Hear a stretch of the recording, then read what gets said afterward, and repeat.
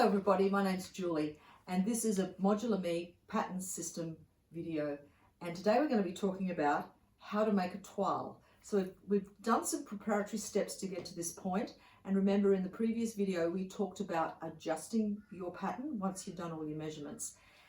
After you've done all those adjustments and you've got your pattern where you think you're good to go, what we strongly suggest you do is make a practice garment. So toile sounds very lovely, doesn't it? It's a rather flash word for practice garment. They're sometimes referred to also as a muslin. So if you read any of those words, if you've been online and Googled anything or looked at any tutorials and you've heard a few words you're not sure about, toile and muslin are the same thing and they both mean practice garment. Now the beauty of making a practice garment is that you get to test the decisions you've made about the fit of your garment. I would highly recommend that you do not skip this step. Don't be jumping ahead thinking, oh, I think I've nailed it, I think I've got it right. It is worth the investment in time just to do this step, particularly if you're planning on making multiple garments from your ModularME pattern base. Let's get it right in the beginning. Let's nail it so that you've got a pattern that you're really, really happy with. And the best and the fastest way to do that is by making yourself a toile.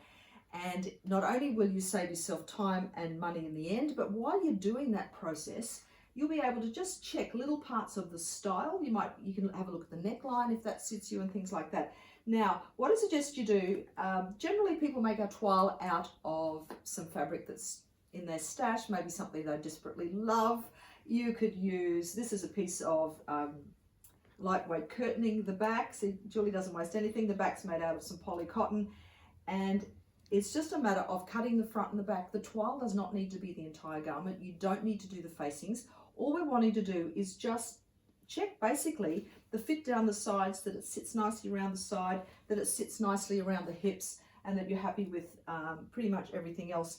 And from that point, you will either know, yes, this is great, I'm ready to go, or perhaps you're finding the ease is still not quite right, perhaps on your hips or your bust. This is your chance to adjust that accordingly before you move on to stitching from the fabric you'd like to use for your first top. Now, if you're a sewer with a bit of experience and you've done some sewing before, you could make what's called a wearable toile, so that as you might have some fabric that you think, you know, I'm going to make my toile out of this, and if it works, great, I'll wear it. And if it doesn't work out quite how I planned, no big deal.